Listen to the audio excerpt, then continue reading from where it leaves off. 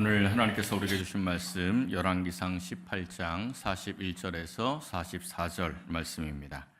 열왕기상 18장 41절에서 44절 말씀, 하나님의 말씀 봉독하여 드릴 때 하나님의 음성을 경청하십시오. 엘리야가 아합에게 이르되 올라가서 먹고 마시소서. 큰 빗소리가 있나이다.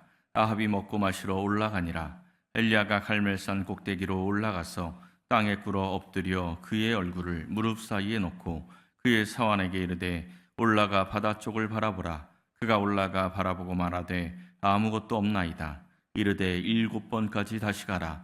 7번째 이르러서는 그가 말하되 바다에서 사람의 손만한 작은 구름이 일어나나이다. 이르되 올라가 아합에게 말하기를 비에 막히지 아니하도록 마차를 갖추고 내려가소서 하라 하니라. 아멘. 제자입니까? 라는 책으로 유명한 후안 카를로스 오르티즈 목사님이 계십니다. 이분은 직접 뵌 적은 없지만 책으로 제 신앙과 신학의 방향에 굉장히 큰 영향을 주신 분입니다. 이분의 책 가운데 이런 책이 있습니다. 우리 기도의 대부분은 하늘나라에서 잡동사니 우편물처럼 취급당합니다. 책 제목이 상당히 길죠. 이 오르티즈 목사님이 우리가 드리는, 이 성도들이 드리는 기도의 90%는 잘못되었다, 이렇게 단언을 합니다. 우리가 이 기도를 할 때 종의 태도로 하는 것이 아니라 주인의 태도로 기도를 하기 때문이라는 것입니다. 이 예화를 하나 들었는데 현대적으로 제가 좀 각색을 해서 들려드리겠습니다. 이 부부가 맞벌이를 하면서 굉장히 바쁘게 지내다가 이제 집에서 상주하는 가사 도우미를 구하기로 했습니다. 그래서 이제 면접을 보고 일을 잘할 것 같은 한 분을 택해서 가사 도우미로 집에 상주하게 한 거예요. 근데 이분이 첫날 아침에 딱 일어나더니 사장님 이러고 불러요. 사장님 커피 한 잔 내리시고요. 사모님은 주방에 가서 식사 준비 좀 해주세요. 이러고 이야기를 하는 겁니다. 가사 도우미로 불렀는데 그렇게 일을 시키면 얼마나 황당하겠습니까? 그게 뭔 소리냐 이렇게 이야기를 했더니 이분이 하는 말이 아니 내 말도 안 들어줄 거 나를 왜 불렀어요? 이렇게 이야기를 하는 겁니다. 말이 안 되는 그런 상황이죠. 그런데 우리가 기도를 그렇게 한다는 것입니다. 하나님을 우리의 왕이시라고 우리의 주님이라고 부르면서 정작 우리의 기도는 하나님을 부리려고 한다라는 것이죠. 하늘의 뜻이 땅에 이루어지기를 기도해야 되는데 우리의 기도의 대부분은 하늘의 뜻이 땅에 이루어지기를 기도하는 것이 아니고 나의 뜻, 그러니까 땅의 뜻이 하늘에서 이루어지기를 기도한다라는 것입니다. 이렇게 잘못된 기도를 하는 것이 90%다 이렇게 이야기를 했는데 정말 90%가 이렇게 잘못된 기도를 할까요? 제가 생각하기에는 99%는 이렇게 기도할 것 같습니다. 다 이 땅의 것이 이루어지기를 기도하는 겁니다. 우리가 이 중요하고 간절한 기도 제목이 있을 때 보통 하는 기도가 무슨 기도입니까? 금식 기도 참 많이 하시죠? 이 금식 기도의 목적이 뭡니까? 금식하는 이유는 내 힘을 빼는 겁니다. 내 욕심을 내려놓고 내 뜻을 내려놓고 나의 힘을 내려놓고 하나님을 전적으로 의지하기 위해서 하는 게 금식인데 우리는 이 금식 기도를 내 뜻을 내려놓기 위해서 하는 게 아니고 마치 단식 투쟁하듯이 합니다. 하나님 내 소원 안 들어주면 나 팍 죽어버리랍니다. 이런 마음으로 기도를 하면서 간절히 기도한다 이렇게 착각을 하는 거죠. 지난 시간 나누었던 이 바알 숭배자와 그리고 엘리야가 갈멜산에서 대결하던 장면을 한번 떠올려 보십시오. 이 바알 숭배자들이 바알에게 간절히 기도했는데 응답이 없으니까 어떻게 행동했습니까? 칼로 자기 몸을 막 상해를 하지 않습니까? 그러니까 바알이라는 신에게 내 기도 안 들어주면 나 팍 죽을 거다 하고 신을 압박하는 거죠. 끝까지 그 바알은 잊지 않기 때문에 응답이 없었습니다. 우리가 이 바알 숭배자들처럼 하나님 앞에 기도할 때가 참 많이 있다는 것입니다. 근데 반면에 응답을 받았던 엘리야는 어떻게 기도를 했어요? 36절부터의 말씀을 한번 보십시오. 이 엘리야의 기도 제목이 상당히 중요합니다. 주께서 이스라엘 중에서 하나님이신 것, 내가 주의 종인 것, 내가 주의 말씀대로 이 모든 일을 행하고 있는 것을 오늘 알게 하옵소서. 그야말로 하늘의 뜻이 땅에 이루어지기를 기도하고 있는 것이 엘리야의 기도 제목이었죠. 엘리야가 이렇게 기도할 때 즉시 하늘에서 불이 떨어져서 응답이 이루어진 것입니다. 이 일로 인해서 이 백성들이 여호와가 하나님인 것을 알게 되었고 바알 선지자 450명이 죽임을 당했습니다. 450대 1, 이 전설적인 대승리가 이렇게 이루어진 거죠. 근데 이야기가 이걸로 그냥 끝나지 않습니다. 하늘에서 불 떨어졌다, 450명 바알 선지자 죽였다, 이렇게 엄청난 승리의 이야기로 끝나는 게 아니고 계속되는 이야기가 있다는 것이죠. 엘리야가 이 엄청난 승리를 거둔 후에 멈추지 않습니다. 다시 갈멜산으로 올라갑니다. 이번에는 갈멜산 꼭대기까지 올라가요. 이곳에서 하는 이 엘리야의 기도가 인생의 가뭄을 해갈시키는 완전한 승리를 얻는 방법을 우리에게 가르쳐 줍니다. 사랑하는 성도 여러분, 오늘 이 말씀을 상고하면서 하나님께 상달되는 응답받는 복된 기도의 지혜를 얻으시기를 예수님의 이름으로 간절히 축원합니다. 첫째는 겸손히 기도해야 합니다. 41절부터의 말씀을 이제 보세요. 엘리야가 기도를 시작하기 전에 먼저 아합에게 소리를 칩니다. 큰 빗소리가 있으니 올라가서 먹고 마시라 하고 선포를 합니다. 이 고대 근동 지방에서는요, 신의 진노가 있다 이런 생각이 들 때는 희생 제사를 드린 후에 이제 이 신이 진노를 풀었다라는 것이 좀 인정이 되면 이 제사장들, 이런 샤머니즘 무당들이 그러면 이제 이 속죄 이 제의 만찬을 드리자 해가지고 함께 식사하는, 그러니까 잔치를 여는 것이 관례입니다. 이 신과의 관계가 회복이 되었다는 것이죠. 그러니까 지금 이 엘리야가 선포하는 것은 이제 하나님께서 진노를 거두시고 드디어 비를 주시기로 작정하셨으니 우리 하나님과의 관계를 회복하자, 이게 올라가서 먹고 마시라는 그런 의미입니다. 그런데 이 아합은요, 말 그대로 그냥 먹고 마시러 올라갑니다. 사실 지금 이 엘리야가 바알 선지자 450명을 죽인 것은요, 굉장히 큰 문제예요. 지금 이 북이스라엘의 국교가 바알 숭배입니다. 바알 숭배하는 게 이 나라의 국교이기 때문에 바알 선지자 450명은 지금으로 말하면 일종의 공무원이에요. 그런데 지금 이 엘리야가 하나님이 불 내리셨다고 이 국교가 바알인 이 나라에서 바알 선지자 450명을 한 번에 죽인 겁니다. 그러니까 이 나라의 근간을 흔든 거죠. 근데 지금 이 아합이요, 아무 생각이 없습니다. 분명히 드러난 하나님을 섬기겠다고 회개하는 것도 아니고요, 그렇다고 바알의 편에 서서 엘리야를 죽이자 이렇게 나서는 것도 아닙니다. 그냥 엄청난 하나님의 은혜의 역사 가운데 그냥 먹고 마시러 올라가고 있는 것이 아합의 모습입니다. 그런데 엘리야는 어떻게 합니까? 갈멜산 꼭대기로 올라가서 땅에 꿇어 엎드려 그의 얼굴을 무릎 사이에 넣고 겸손한 자세로 기도를 합니다.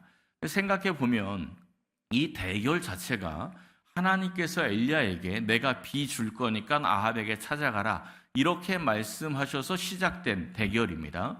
그러니까 하나님은 비를 주신다고 했으니 이 엘리야는 그냥 기다리기만 하면 될 것 같은데 이 산꼭대기에 올라가서 기도를 했다는 것입니다. 왜 엘리야가 갑자기 기도를 시작했습니까? 이 에스겔서 36장을 보면요, 하나님께서 심판을 그치고 이제 이스라엘 백성들에게 새 영을 주고 새 마음을 주어서 하나님의 말씀대로 살게 하시어서 이들을 회복시켜 주겠다, 이런 약속의 말씀이 있습니다. 이 말씀을 잘 보면 다 하나님이 하시는 거예요. 그러니까 이스라엘 백성들은 하나님께 돌아올 생각이 없는데 하나님이 새 영을 주시고 새 마음도 주시고 말씀대로 살게끔도 해주시고 하나님이 그들의 하나님이 되어주셔서 결국은 이들을 회복시켜준다. 모든 걸 다 하나님이 하는 거죠. 근데 마지막에 이렇게 끝이 납니다. 에스겔 36장 37절인데 그래도 이스라엘 족속이 이같이 자기들에게 이루어 주기를 내게 구하여야 할지라. 하나님이 다 해주신다고 약속을 해주셨는데 이스라엘 백성들이 그 약속을 붙들고 하나님 약속하신 그 말씀 이루어 주세요 하고 간구해야지 하나님이 일하시겠다, 이런 말씀입니다. 성경에 보면요, 하나님이 우리에게 약속한 풍성한 은혜와 축복의 말씀들이 상당히 많이 기록이 되어 있습니다. 그 약속의 성취는 우리가 얼마나 그 말씀을 붙들고 얼마나 간절히 겸손하게 하나님을 의지하며 기도하느냐에 달려 있는 것입니다. 우리의 간구를 통해 하나님의 언약하신 축복이 우리의 삶의 자리에 이루어지게 되는 것입니다. 엘리야가 지금 어떤 모습으로 기도했다고요? 그의 얼굴을 무릎 사이에 넣고 기도를 했습니다. 제가 이 말씀을 보면 어릴 때 제 기억이 나요. 제가 어릴 때 초등학교, 중학교 때 집에서 가정 예배를 종종 드렸는데 가정 예배를 드릴 때 기도 시간이 좀 길었어요. 그럼 제가 기도를 하다가 얼굴을 머리에다 대고 기도를 할 때가 종종 있습니다. 그럼 우리 누님들이 옆에서 얘 기도 안 하고 잔다고 옆에서 막 일러요. 그래서 잔소리를 합니다. 아무리 생각해도 자기들도 딴짓을 했으니까 내가 머리를 대고 있는 걸 봤겠지요. 그럼 그렇게 이야기를 하면 우리 어머니가 뭐라 그러셨냐면 지금 얘가 엘리야의 기도를 하고 있는데 잔소리하지 말고 그냥 둬라 이러셨습니다. 그냥 제 편을 들어준 거지요. 뭐 이제서야 이야기하지만 조느라고 얼굴을 머리에 대고 있었는데 어쨌든 어머니도 뭐 알면서 그렇게 편을 들어주셨던 것 같아요. 근데 지금 이 엘리야의 기도는요, 제가 졸면서 편하라고 얼굴을 무릎에다 대고 하던 기도와는 전혀 다른 이야기입니다. 엘리야는 무릎 위에 머리를 대고 있는 게 아니고 무릎 사이에 얼굴을 집어넣고 있는 겁니다. 이게 편한 자세가 아니죠. 인사할 때 얼굴이 무릎에 달 정도로 몸을 완전히 굽혀서 하는 인사를 뭐라고 하는지 아십니까? 폴더 인사라고 해요. 폴더 인사. 폴더폰처럼 완전히 접힌다고. 아부의 극치이기도 하지만 정말 진실된 이 존경의 마음을 품고 그렇게 인사를 한다면 이건 겸손의 극치겠죠. 지금 이 엘리야가 기도를 하는데 말 그대로 폴더 기도를 하는 겁니다. 몸이 완전히 접혀 있습니다. 아주 겸손의 극치로 하나님께 기도하고 있는 것입니다. 엘리야는요, 이미 불이 내려오는 경험을 했습니다. 온 이스라엘 백성 앞에 하나님 불 주세요, 응답해 주세요 했더니 불이 뚝 떨어졌습니다. 불이 내려오는 응답을 경험을 했고요. 대적자 450명의 바알 숭배자들을 죽였습니다. 온 이스라엘 백성들이 엘리야를 환호하며 여호와가 하나님이라고 소리치는 엄청난 승리를 거두었습니다. 우리가 뭔가 큰 일을 이루어내거나 오랫동안 기도했던 것들을 응답받을 때 하나님 감사합니다 하고 감사의 자리로 나아가는 게 당연할 것 같지만 쉽지가 않습니다. 그런 일들이 이루어지면 감사의 자리로 나가는 게 아니라 교만해집니다. 아주 쉽게 교만해지죠. 그런데 지금 엘리야는요, 다시 한번 기도의 자리로 나아가서 더 겸손히, 더 간절히 기도하고 있는 것입니다. 우리는요, 이 불이 떨어지는 응답을 받은 후에 비를 간구하는 기도까지 나아가지 못할 때가 너무나 많습니다. 문제가 있을 때만 기도할 줄 알지 문제가 해결된 이후에는 기도하지 못할 때가 많다는 겁니다. 왜 그렇습니까? 하나님이 하셨다는 것을 잊어버렸기 때문이죠. 그게 교만입니다. 그러면 어떻게 돼요? 아합처럼 문제 해결됐으니 먹고 마시자 이렇게 되는 것입니다.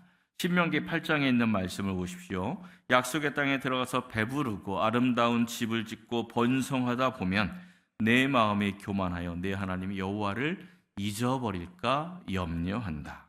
이 모세가 했던 마지막 설교죠. 근데 이스라엘 백성들이 어떻게 합니까? 하나님 잊어버립니다. 하나님 잊어버리고 지금 이 순간까지 오게 된 것이죠.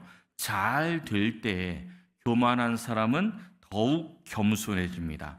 하나님의 능력을 더 누리게 되어 이 교만한 사람들은 하나님을 잊어버리고요. 겸손한 사람들은 하나님을 더 기억합니다. 그래서 하나님의 능력을 더 누리게 되는 것입니다. 기도는요, 교만하면 할 수 없습니다. 겸손해야지만 기도할 수 있는 겁니다.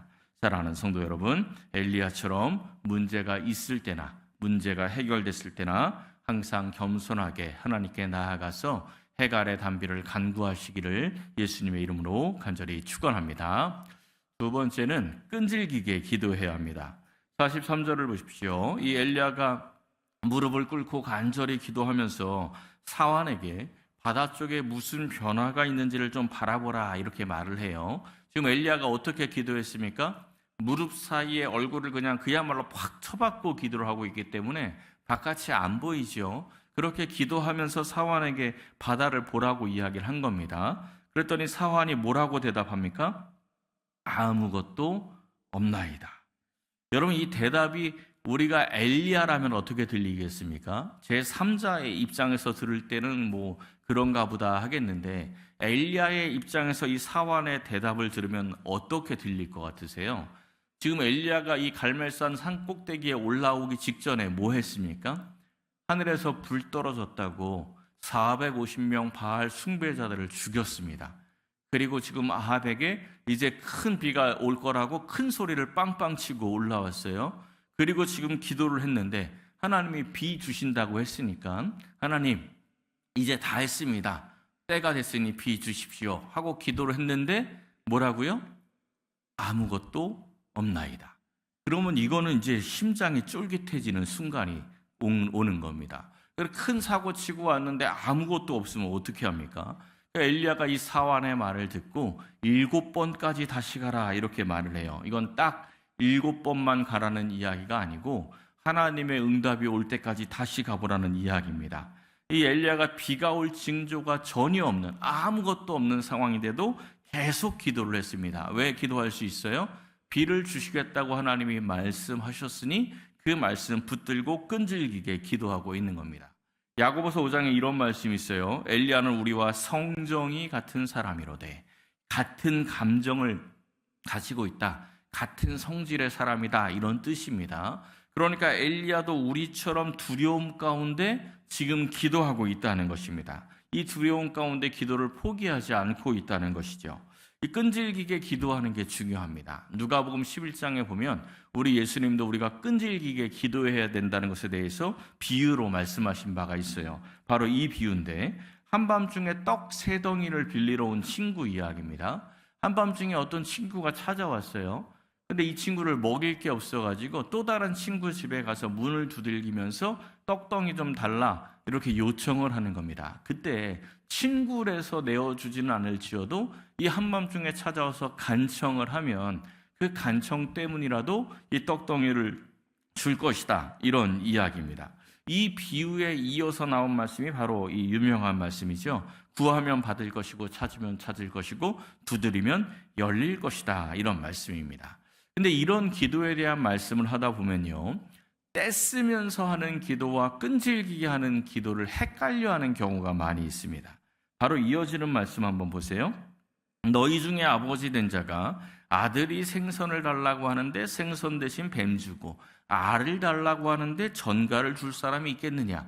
당연하죠. 아들이 밥 먹겠다고 생선 달라고 하는데 그 위험한 뱀 줄 아버지는 없습니다. 근데 역으로 생각을 해보면요. 아들이 놀겠다고 뱀을 달라고 하면 뱀을 줄 아버지가 있겠습니까? 아무리 떼써도 뱀 안 줍니다. 뱀 줬다가 물리면 큰일 나지 않습니까? 뱀 달라고 떼쓴다고 줄 아버지도 없는 거예요. 끈질기게 기도하라고 했더니 하나님하고 멀어질 기도 제목을 끈질기게 하나님께 기도하는 사람들이 있습니다. 돈 많이 벌게 해달라고 끈질기게 기도했는데 정말 돈을 많이 벌었어요. 근데 그 돈 많이 버는 사이에 하나님과 영영 멀어졌습니다. 그러면 그 돈 많이 번 거는 하나님이 응답하신 게 아니고 사탄이 유혹하고 있는 겁니다. 그런 걸 잘 구별을 해야 돼요. 하나님과 멀어지게 하는 것들은 끈질기게 기도하면 안 됩니다. 그건 떼쓰는 거죠. 이 바로 다음 절에 한번 보십시오. 우리가 끈질기게 기도해야 할 것이 따로 있습니다. 너희 하늘 아버지께서 구하는 자에게 뭘 주시지 않겠느냐? 성령을 주시지 않겠느냐? 그러면 지금 예수님의 이 비유에서 우리가 끈질기게 구하고 찾고 두드려야 할 것이 뭡니까? 성령님이죠. 성령님이 우리 안에 들어오셔서 내 삶을 주장하여 달라고 끈질기게 기도해야 하는 것입니다. 그때 하나님이 우리에게 성령을 부어 주시는 거죠. 마태복음에서는 이렇게 끝이 나요. 같은 말씀인데요. 너희 아버지께서 구하는 자에게 좋은 것으로 주시지 않겠느냐? 우리가 하나님의 뜻 안에서 끈질기게 기도할 때 성령께서 우리와 동행하여 주시고 하나님께서 우리에게 우리의 인생에게 좋은 것들로 채워주시고 응답하여 주시는 것입니다. 중요한 것은요. 끈질긴 기도는 내 고집으로 하는 기도가 아니라 이 떼쓰면서 하는 기도가 아니라 하나님의 뜻 안에서 하는 기도라는 것입니다. 엘리야가 끈질기게 하는 기도의 모습을 보여주었죠. 끈질기게 기도하며 자꾸 어디를 쳐다보라고 했습니까? 하늘 보라고 하잖아요. 하늘. 계속 하늘을 바라보며 하는 기도가 끈질긴 기도입니다. 우리도 기도할 때 하늘을 보아야 합니다. 하늘을 보면서 기도하면 우리가 때로 어리석어도 우리의 기도가 돌 달라 하는 기도도 많고요. 뱀을 달라고 하는 기도도 많습니다. 근데 하늘을 바라보며 기도하면 성령께서 우리의 마음을 주장해 주셔서 그 기도의 제목을 바꿔 주십니다.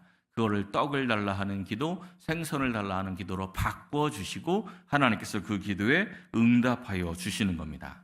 하늘을 바라보는 끈질긴 기도를 통하여서 하나님께서 응답하시는 좋은 것을 받아 누리시기를 예수님의 이름으로 간절히 축원합니다.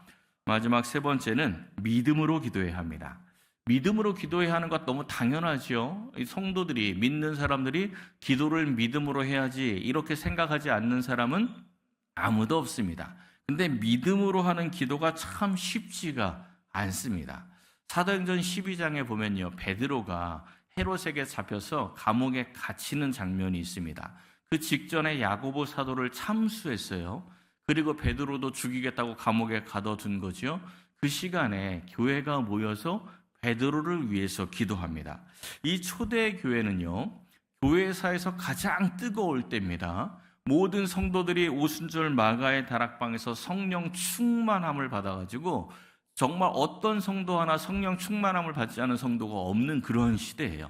그 시대에 성령 충만함 받은 성도들이 마가의 집에 모여서 베드로를 위해서 뜨겁게 기도를 하는데, 그 시간에 하나님께서 천사를 감옥에 보내서 베드로를 꺼내주지 않습니까? 이 베드로가 나와가지고 제일 먼저 어디로 가냐면 이 기도하는 교회, 이 성도들이 있는 곳으로 갑니다. 문을 똑똑 두들겨요. 그때 이 기도하던 사람들 가운데 로데라는 이 막내 소녀가 문 앞으로 뛰어갑니다. 그 장면을 한번 보십시오. 로데가 나가서 누구세요? 했겠죠? 그랬더니 베드로가 나야 베드로 이렇게 대답을 합니다. 그랬더니 로데가 깜짝 놀라서 너무 기뻐가지고 문도 안 열어주고 그냥 막 뛰어 들어가서 소리를 칩니다. 베드로입니다. 무슨 이야기예요? 우리가 기도하는 거 응답받았어요. 베드로가 왔어요. 하고 소리를 지릅니다. 그랬더니 기도하는 사람들이 뭐라고 이야기했대요? 네가 미쳤다. 뭔 얘기예요? 야, 너 너무 뜨겁게 기도하더니 헛소리가 들리나 보다. 이런 이야기죠. 그러니까 참말이에요. 이렇게 이야기하니까 그럼 그게 천사겠지. 지금 이 성령 충만한 사람들이 베드로를 위해서 뜨겁게 기도해놓고 하나님이 정말 역사하시니까 못 믿어요. 믿지를 못합니다. 믿음으로 기도하는 게 이렇게 어렵다는 거죠. 믿음의 조상 아브라함의 부인 사라도 그러했습니다. 하나님께서 사라에게 너에게 아들을 주겠다 약속하셨죠. 이 사라가 평생 그 약속을 붙들고 살았습니다. 그런데 어느 날 하나님께서 나타나셔서 내년에 너를 통해 아들이 날 거야 이렇게 하나님이 말씀해 주시니까 사라가 어떻게 반응합니까? 웃지요. 왜 웃었어요? 드디어 하나님 내가 평생 기다렸는데 드디어 응답하시는군요. 할렐루야 하고 기뻐서 웃은 게 아니고 나는 끝났는데 이제야 무슨 응답? 이러면서 비웃는 그런 웃음을 했다는 거죠. 평생 기다렸던 기도 제목이지만 하나님이 응답하신다고 하는데 그걸 믿지 못합니다. 하나님의 언약이 성취될 것을 믿는 것이 이토록 어려운 거예요. 근데 이보다 더 안 좋은 케이스가 있습니다. 우리는 연약해서 원래 잘 못 믿어요. 근데 이보다 더 안 좋은 케이스는 뭐냐면 믿으면서 하는 기도입니다. 정말 믿으면서 하는 기도인데 그 믿음이 하나님의 뜻을 믿는 게 아니고 자기를 믿는 거예요. 자기 확신으로 하는 기도. 자기 확신으로 열심히 기도합니다. 믿음으로 기도해요. 잘 분별해야 됩니다. 나를 향하신 하나님의 뜻을 붙들고 믿음으로 하는 기도와 그냥 자기 확신으로 하는 기도는 정말 큰 차이가 있습니다. 결과도 완전히 달라요. 예전에 학교에서요, 어떤 학생이 여학생을 스토킹하다가 신고를 당해서 퇴학을 당했어요. 근데 이 학생을 조사하면서 왜 너 스토킹을 했냐 했더니 하나님이 저 여학생을 내게 배필로 주셨다고 응답하셔가지고 그래서 응답받아가지고 따라다녔다 이렇게 대답을 하고 그리고 이 학교에서 퇴학을 당했습니다. 오순절 계통의 교회들은요 굉장히 뜨거워요. 이 초등부부터 뜨겁습니다. 막 굉장히 뜨거운 분위기가 있어요. 이 청년들도 보면 엄청 뜨겁거든요. 그런데 그렇게 뜨겁고 열정적인 교회가 아주 힘도 있는데 가끔 자주 벌어지는 에피소드들이 있습니다. 그런 뜨거운 교회 청년부에 아주 예쁘거나 잘생긴 청년이 새롭게 등록을 하지 않습니까? 그럼 몇 달 내로 저 사람이 내 배우자라고 응답해 주셨습니다 라는 청년들이 여기저기서 튀어나옵니다. 이게 얘네들이 거짓말하는 게 아니에요. 그게 거짓말하는 게 아니고 자기 소원, 자기 탐욕을 하나님의 뜻이라고 착각을 하는 겁니다. 자기 확신이죠. 완전히 이제 잘못되는 겁니다. 방향을 잘 보셔야 됩니다. 분별을 잘해야 돼요. 어떻게 분별을 합니까? 간단해요. 이 일이 하나님을 사랑하고 이웃을 사랑하는 일인가? 이걸 점검해 보면 됩니다. 조금 더 풀면 이 일을 통해서 하나님이 영광 받으시고 이웃들이 기뻐하며 이웃들에게 이익이 되는가? 이걸 생각해 보면 됩니다. 저 사람 내 배필이에요 하고 나는 따라다니는데 그 사람은 나를 싫어해. 그럼 그 사람에게 유익이 되는 거예요? 안 되는 거예요? 안 되는 거죠. 그러면 그거는 하나님의 뜻이 아닌 거예요. 빨리 분별을 해야 되는 거죠. 자기 확신으로 하는 기도는 하나님께 영광, 이웃을 사랑 이게 아니고 다 자기 영광입니다. 다 자기 영광이에요. 자기 영광을 하나님께 영광 돌린다고 착각하면서 하는 기도죠. 그런 기도는 잘못된 기도가 되는 겁니다. 44절부터 보십시오. 엘리야가요, 아무 반응이 없다는 사환에게 7번이라도 다시 올라가라고 말했죠. 이건 끈질긴 기도를 하는 이유는 반드시 성취될 것이라고 믿었기 때문입니다. 자기 욕심이 아니고 하나님이 1절에서 내가 비를 줄 거야 라고 이미 말씀하셨기 때문에 그 말씀을 붙들고 하나님의 약속에 대한 확신이었죠. 이 사환이 7번째 올라갔을 때 응답이 옵니다.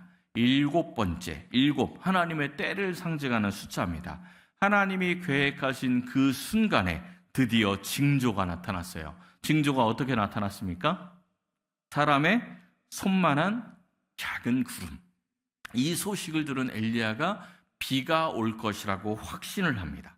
믿음으로 기도했어요. 그리고 작은 징조에도 믿음으로 응답으로 받아들이고 있는 것입니다.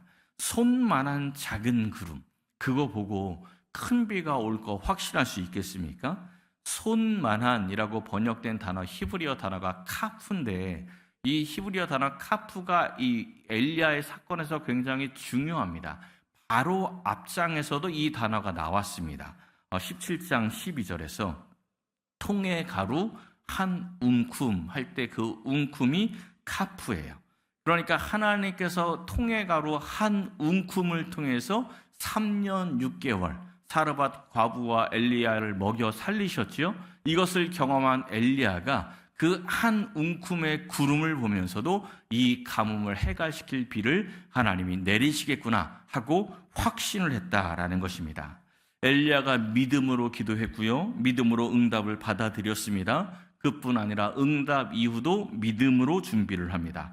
아합에게 큰 비가 내리기 전에 내려가라고 요청을 하죠.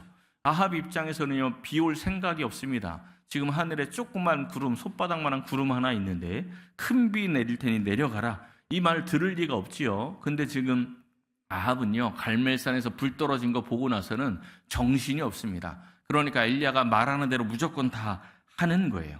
이 엘리야가 이 믿음으로 아합에게 내려가라 라고 말을 한 후에 45절을 보니까요, 조금 후에 큰 비가 내리는지라. 멀쩡한 하늘에서 갑자기 큰 비가 내리는 겁니다. 드디어 3년 6개월 가뭄을 해결할 큰 비의 응답이 내려온 것이죠. 이 엘리야가 믿음으로 하는 기도의 3단계를 보여주었습니다. 이걸 잘 보셔야 돼요. 1단계는 믿음으로 기도를 시작했죠. 하나님이 말씀하셨으니 이루어질 것이다 하고 믿음으로 기도를 시작했습니다. 2단계는 작은 징조를 보고도 하나님의 일하심을 믿었습니다. 이 기도 중에 믿었다는 것이죠. 이것도 중요합니다. 하나님의 일하심은 내가 원하는 때가 아니고 하나님이 원하는 때 일한다라고 믿는 것도 하나님의 일하심을 믿는 것입니다. 엘리야가 제단에서 불 떨어지게 해달라고 기도할 때 엘리야가 몇 번 기도했을 때 하나님이 응답해 주셨어요? 몇 번 기도했어요? 한 번이죠. 딱 기도하자마자 불 뚝 떨어졌잖아요. 근데 비는 몇 번 기도했어요? 7번 기도하잖아요. 7번. 그러니까 하나님이 응답하시는 때는 다 따로 있는 겁니다. 그 때를 믿고 하는 기도도 이 믿음으로 하는 기도입니다. 그리고 3단계는 응답 이후를 믿음으로 준비하는 거죠. 우리가 바로 이런 믿음의 기도를 할 때 하나님께서 넘치도록 부어주시고 이 큰 비로 채워주실 줄로 믿습니다. 이 응답받은 엘리야의 기도를 다시 한번 정리해 보겠습니다. 처음에 어떻게 기도했어요? 겸손함으로 기도했죠. 그리고 끈질기게 기도했습니다. 그리고 마지막으로 믿음으로 기도했습니다. 그리고 하나님의 응답을 받고 어떻게 행하는지 마지막 46절을 보세요. 비가 내리고 끝난 게 아니고 이번에도 여호와의 능력이 엘리야에게 임합니다. 아합이 마차를 타고 이스라엘로 돌아가고 있는데 여호와의 능력이 임한 엘리야가 그 앞에서 달려가요. 마차보다 더 빨리 막 달려가고 있습니다. 무림 고수가 경공을 했다 이런 이야기가 아니고요. 굉장히 중요한 상징적인 의미가 있는 겁니다. 하나님께서 이 기도의 사람을 악한 자보다 이 아합보다 먼저 앞서 달려가게 하시는 겁니다. 기도의 사람은요, 세상 사람들보다 악한 사람들보다 앞서가야 합니다. 가정을 위해서, 배우자를 위해서, 자녀를 위해서, 또 교회를 위해서, 일터를 위해서, 나라를 위해서, 세상을 위해서 앞서 달려가며 기도하는 기도의 용사들이 되어야 하는 것입니다. 사랑하는 성도 여러분, 겸손하게, 끈질기게, 그리고 믿음으로 기도하며 응답받고 이 세상보다 앞서 나아가서 하나님의 나라를 확장시켜 가시기를 예수님의 이름으로 간절히 축원합니다.